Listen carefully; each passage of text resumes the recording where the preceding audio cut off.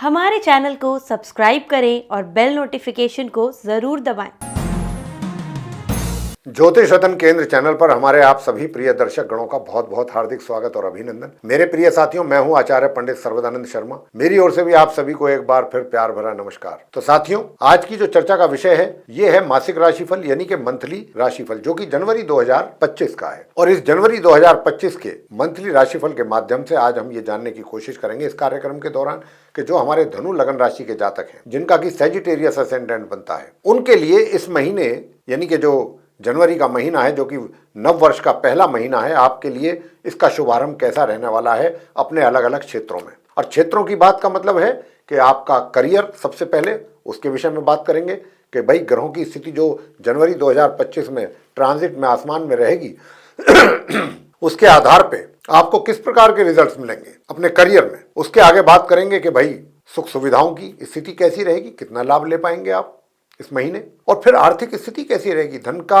आगमन कैसा रहेगा, अर्निंग्स आपकी कैसी रहेंगी, और अर्निंग्स के साथ साथ सेविंग्स कैसी रहेंगी। सेविंग्स है या फिर कहीं पर पैसे का अपने इन्वेस्टमेंट करना है अच्छी रिटर्न हासिल करने के लिए, इसके विषय में भी बताएंगे। और उसके बाद बात करेंगे कि यदि आपके कहीं प्रेम संबंध हैं या आप लव अफेयर वगैरह वगैरह, तो उसको लेकर के ये ग्रह क्या बोलते हैं इस जनवरी 2025 में। आगे बात करेंगे, फिर आपको बताएंगे कि यदि आप विवाहित हैं, मैरिड कपल्स हैं, तो आपका वैवाहिक जीवन कैसा चलने वाला है इस जनवरी 2025 में। और इसके बाद पारिवारिक जीवन को लेकर के बात करेंगे कि फैमिली रिलेशंस आपके कैसे रहेंगे। एजुकेशन पर भी बात करेंगे, यदि आप स्टूडेंट्स हैं, नॉर्मल एजुकेशन वाले स्टूडेंट्स हैं, यानी कि अप टू ग्रेजुएशन तक की जो पढ़ाई कर रहे हैं प्राइमरी एजुकेशन से लेके, तो उनका जो है कैसा रहने वाला है, या जो हायर स्टडीज़ कर रहे हैं उनके लिए कैसा रिजल्ट्स रहेगा जनवरी 2025 में धनु लगन राशि के जातकों को लेकर के। इसके बाद संतान के द्वारा माता पिता को किस प्रकार के रिजल्ट्स प्राप्त हो सकेंगे। और अंत में बात करेंगे कि भाई आप धनु लगन राशि के जो जातक हैं, आपका स्वास्थ्य भी कैसा रहने वाला है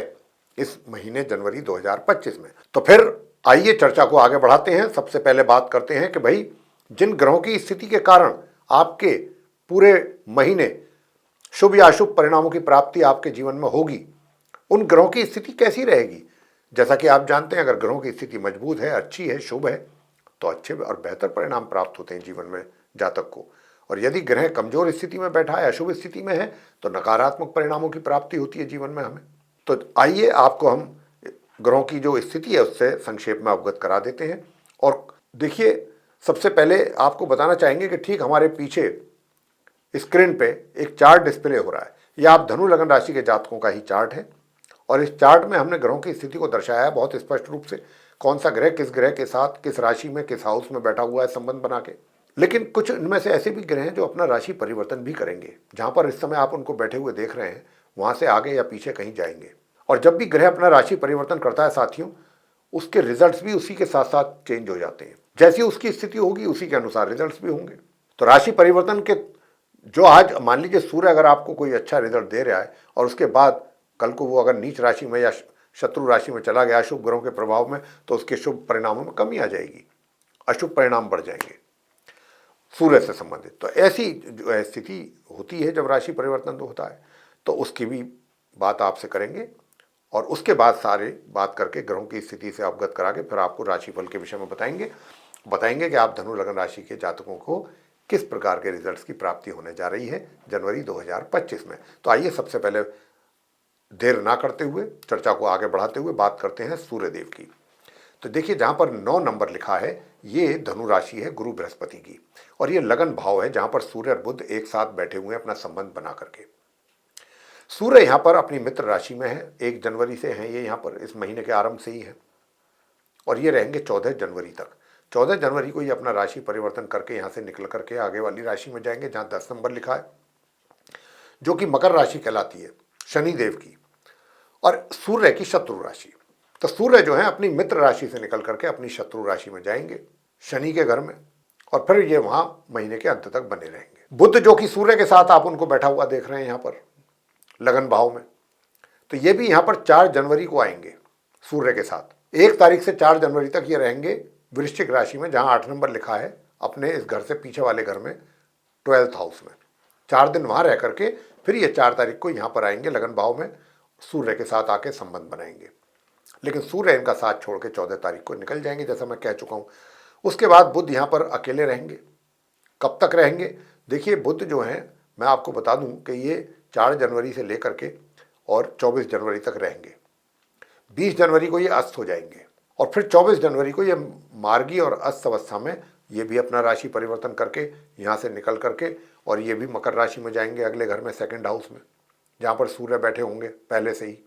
और फिर ये उनके साथ अपना संबंध बनाएंगे और फिर ये वहाँ माह के अंत तक सूर्य देव के साथ बने रहेंगे अस्त अवस्था में और मार्गी अवस्था में। अब आगे बात करते हैं शुक्र और शनि देव जो एक साथ बैठे, आप उनको देख रहे हैं, जहाँ 11 नंबर लिखा है ये थर्ड हाउस है और शुक्र और शनि आपस में परम मित्र ग्रह हैं। तो शुक्र जो है इस समय अपनी मित्र राशि कुंभ में, ये 11 नंबर लिखा हुआ है, 11 का मतलब है कुंभ राशि, ये शनि देव की अपनी राशि है, शनि देव का अपना घर है। अब देखिए शुक्र जो है अपने मित्र के साथ अपने मित्र के घर में बैठे हुए हैं, बहुत मार्गी और उदित अवस्था में, बहुत अच्छी स्थिति में है। लेकिन 28 जनवरी को ये अपना राशि परिवर्तन करेंगे और ये शनि देव का साथ छोड़ेंगे और यहाँ से निकल करके ये अगले घर में जाएंगे जहाँ 12 नंबर लिखा है, जहाँ पर पहले से ही राहु बैठे हुए हैं, फोर्थ हाउस, उसमें शुक्र देव की जो है वो एंट्री होगी। और जब शुक्रदेव वहाँ पर एंटर होंगे तो ये उनकी उच्च राशि है, मीन राशि, गुरु बृहस्पति की 12 नंबर, यहाँ पर ये उच्च स्थिति में कहलाएंगे जाकर के। लेकिन समस्या ये है कि ये अपने मित्र ग्रह राहु के साथ होंगे और राहु जो है वो महापापी और क्रूर ग्रह कहलाते हैं, 9 के 9 ग्रहों में सबसे ज़्यादा पापी और क्रूर, उनका अशुभ ग्रह माना जाता है इनको। तो इनका अशुभ प्रभाव शुक्र जैसे शुभ ग्रह पर, कोमल ग्रह पर पड़ेगा, तो उसके भी शुक्र से संबंधित जो शुभ परिणाम होंगे उसमें भी कमी आएगी या उन पर प्रभाव पड़ेगा, तो जो कि अच्छा नहीं कह सकते। खैर 28 जनवरी को जाकर के फिर वो 31 तारीख तक राहु के साथ इस महीने में वहाँ बने रहेंगे। आगे बात करेंगे गुरु बृहस्पति की। तो बृहस्पति जो हैं वो भी छठे भाव में है, 6th हाउस में, और जहाँ पर 2 नंबर लिखा हुआ है ये वृषभ राशि है, शुक्र की राशि, और बृहस्पति की ये शत्रु राशि है। तो बृहस्पति जो है अपनी शत्रु राशि में उदित अवस्था में और वक्री स्थिति में, उल्टी चाल चल रहे हैं गुरु, तो ये पूरे महीने इसी घर में बने रहेंगे ऐसी स्थिति में। जहाँ पर 3 नंबर लिखा है बुध की राशि है मिथुन, 7th हाउस है, ये खाली है, यहाँ पर कोई ग्रह नहीं है। इसके बाद मंगल की बात करते हैं, जहाँ पर 4 नंबर लिखा हुआ है, मंगल बैठे हुए हैं, ये 8th हाउस है। और ये जो 4 नंबर है ये कर्क राशि कहलाती है, चंद्रमा की, और जब भी मंगल कर्क राशि में जाते हैं नीच की अवस्था में कहलाते हैं, क्योंकि ये उनकी नीच राशि है। तो मंगल एक तो वैसे ही वक्री स्थिति में है, उदित और वक्री स्थिति में है, ऊपर से अपनी नीच राशि में भी है। हालांकि ये यहाँ पर 21 जनवरी तक रहेंगे ऐसी ही हालत में, और ऐसी हालत में 21 जनवरी को ये वक्री और उदित अवस्था में निकलेंगे उल्टी चाल चलते हुए, और जब ये यहाँ से निकलेंगे तो आगे नहीं जाएंगे क्योंकि इनकी उल्टी चाल है, ये अपने पीछे जाएंगे जहाँ पर 3 नंबर लिखा हुआ है, यानी कि बुध की राशि मिथुन में प्रवेश करेंगे 7th हाउस में 21 जनवरी को, और इनकी शत्रु राशि है ये, तो वहाँ पर ये 21 जनवरी से महीने के अंत तक बने रहेंगे। इसके बाद बात कर लेते हैं केतु की। भाई केतु भी जो है वो 10th भाव में बैठे हैं, करियर हाउस में, धनु लगन राशि के जातकों के, और ये उनकी सम राशि है, बुध की राशि कन्या है, और ये भी इसी प्रकार बने रहेंगे, अपना राशि परिवर्तन नहीं करेंगे। तो ये तो थी स्थिति ग्रहों की, जिससे अभी हमने आपको अवगत करा दिया। इन ग्रहों की जो स्थिति है इसी के आधार पर आप धनु लगन राशि के जातकों को जनवरी 2025 में मिलने जा रहे हैं शुभ या अशुभ परिणाम। लेकिन अगर अशुभ परिणामों की भी बात हमारे द्वारा यहाँ पर की जाती है इस कार्यक्रम में आपके लिए ग्रहों की स्थिति को देखते हुए, तो उससे आपको परेशान नहीं होना चाहिए, हमारा ये आपसे कहना है। क्यों? क्योंकि अंत में हम आपको बहुत सरल और आसान उपाय दिया करते हैं जो आप बहुत आसानी से ही कर सकते हैं कम समय में। अगर वो भी आप करते रहे तो आपकी समझ लीजिए कि जो भी समस्याएं हैं वो भी दूर होंगी और आपको सुकून और शांति मिलेगी। सबसे पहले बात करेंगे आपके करियर की, क्योंकि केतु अपनी सम राशि में बैठे हुए हैं साथियों, और इस घर के जो लॉर्ड हैं बुध, वो लगन भाव में अपने मित्र ग्रह सूर्य के साथ बैठे हुए हैं मार्गी और उदित अवस्था में, और ये 1 तारीख से 20 तारीख तक अच्छी स्थिति में है, बुधादित्य राजयोग है। तो आपको अपने करियर से संबंधित काफ़ी अच्छे रिजल्ट सामने आने की यहाँ पर पूरी संभावना है, यानी कि आपको मान सम्मान में भी वृद्धि होगी, आपके वर्क प्लेस में आपको सम्मान मिलेगा। कब तक मिलेगा? ये मिलेगा 20 जनवरी तक। 20 जनवरी तक बहुत अच्छी स्थिति आपकी रहने वाली है, और अच्छी स्थिति यानी कि आपके जो अगर कोई सीनियर हैं तो वो भी आपको एक तरीके से पूरा सम्मान देंगे, पूरा आपको अप्रिशिएट करेंगे आपके कार्यों के लिए, और आप अपने कार्यों में भी सफलता हासिल करेंगे बहुत आसानी के साथ। बहुत अच्छी स्थिति है 20 तारीख तक, लेकिन 20 के बाद आप जानना चाहेंगे कि क्या हालात खराब हो जाएंगे। मैं ये नहीं कह रहा हूँ, मैं ये कह रहा हूँ कि थोड़ा सा आपके लिए संघर्ष वाली स्थिति हो जाएगी। यानी कि अभी जो चीज़ें आप आसानी से पूरा कर पाएंगे 20 जनवरी तक, उसके बाद उसमें थोड़ा सा एफर्ट और अधिक लगाना पड़ेगा, लेकिन आप लगा लेंगे, आप सक्षम होंगे, क्योंकि वहाँ से भी आपको पीछे से सपोर्ट शनि देव का मिल रहा है। आपके पराक्रम में शनि कमी नहीं होने देंगे, परिश्रम में, मेहनत में, तो आप मेहनत से वो चीज़ें हासिल कर पाएंगे। थोड़ा समय लग सकता है, मेहनत अधिक लगेगी, लेकिन रिजल्ट सामने होंगे आपके। ये तो रहा आपके प्रोफेशन का। और प्रोफेशन के साथ साथ बस एक चीज़ का ध्यान रखिएगा 20 जनवरी के बाद, कि यदि आप अपनी बात किसी के सामने करते हैं, थोड़ा सा प्रेजेंटेशन में कमी रह सकती है। यानी कि जो बात आप अपनी किसी को एक्सप्लेन करना चाहते हैं, किसी के साथ कॉन्वर्सेशन हो रही है, किसी सीनियर के साथ या अपने कार्य से संबंधित, वहाँ पर थोड़ा सा आपको दिक्कत आ सकती है 20 जनवरी के बाद से लेकर माह के अंत तक। तो इस बात का थोड़ा ध्यान रखिए कि जिसके साथ भी आपकी कॉन्वर्सेशन हो, ऐसी हो कि आप उसको आराम से अपनी बात समझा सकें। बात करेंगे धन की स्थिति कैसी। धन की स्थिति बहुत अच्छी रहने वाली है, धन का लाभ होता रहेगा। और मैं आपसे कहना चाहता हूं कि देखिए, धन के संचय करने में भी कोई समस्या आपको आने वाली नहीं है। बहुत अच्छे ढंग से संचय भी करेंगे आप धन का, और धन के संचय करने के साथ साथ इन्वेस्टमेंट भी अगर कहीं करते हैं तो उसका भी अच्छा रिटर्न आपको मिल पाएगा। ये मैं आपसे कह सकता हूँ। सुख सुविधाओं की अगर बात करें, अचानक आपकी सुविधाओं में वृद्धि होने के योग हैं, अचानक।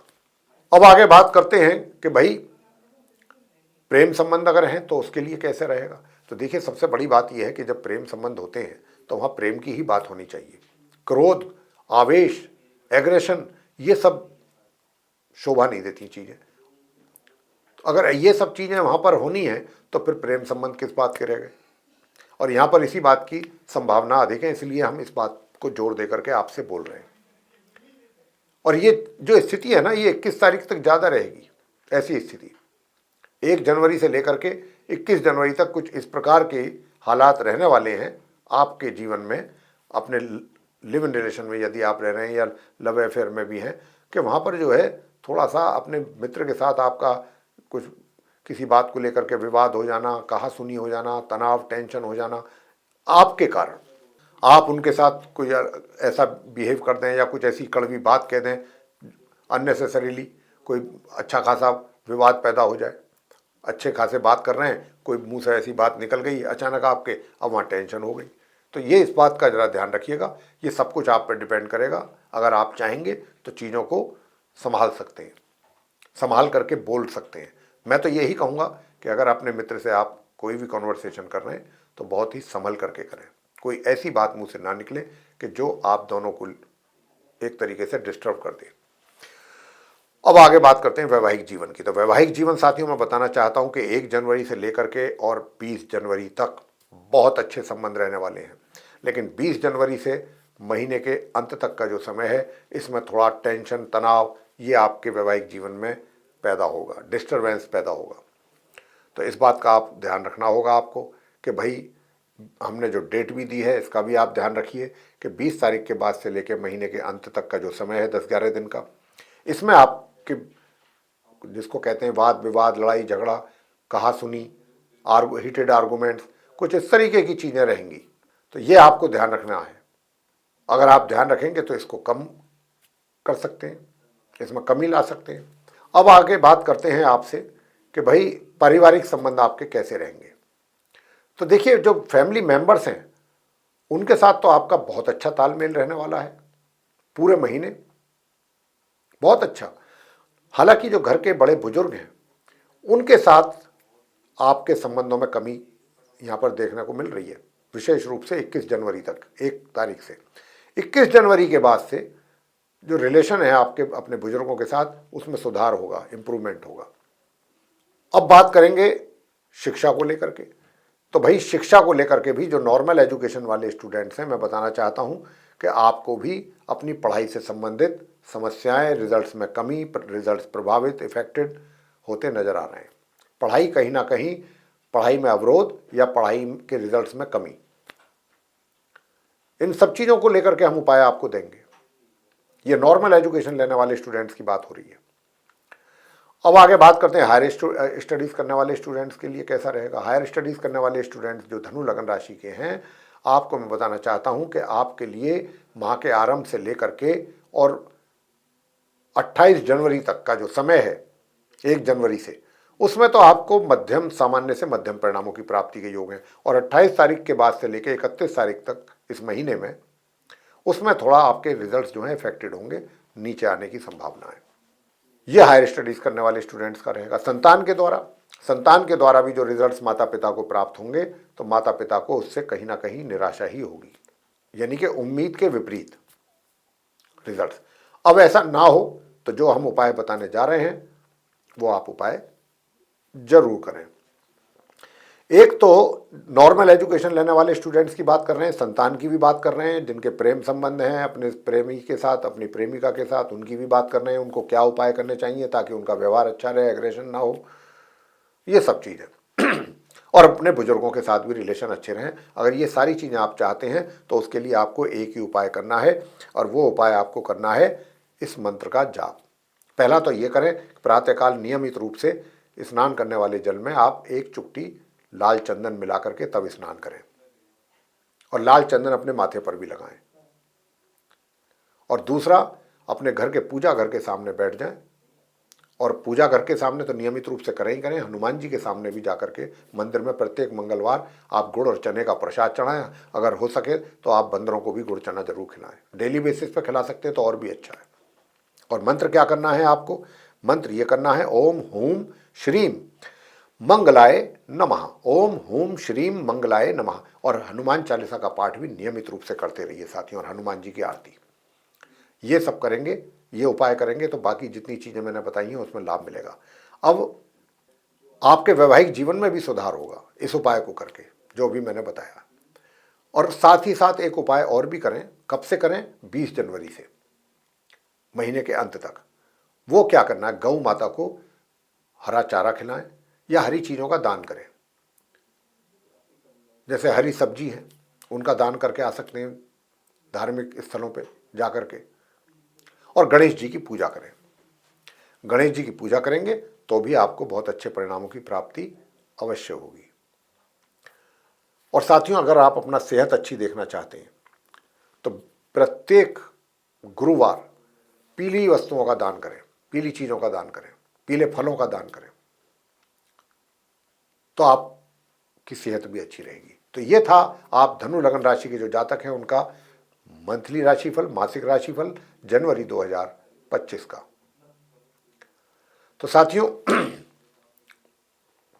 यदि आपको ये चर्चा पसंद आई है तो आप इस वीडियो को लाइक जरूर करें। अगर आपने अभी तक चैनल सब्सक्राइब नहीं किया तो चैनल सब्सक्राइब करें, ताकि हमारी हर वीडियो की नोटिफिकेशंस आप तक पहुंच पाए और आप उसका भी लाभ ले सकें। और अधिक से अधिक मात्रा में वीडियो शेयर करें दूसरों के साथ, ताकि वो भी इस जानकारी का लाभ आप ले सकें। और यदि आप चाहते हैं कि आने वाले दिनों में कोई भी वीडियो जो हमारा एस्ट्रोलॉजी के टॉपिक पर बनता है समय रहते आप तक पहुंचे, तो फिर बेल आइकन को भी प्रेस जरूर करें।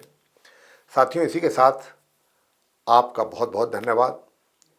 अब हम इस कार्यक्रम का यहीं पर समाप्त इसको करने जा रहे हैं। जय माता दी।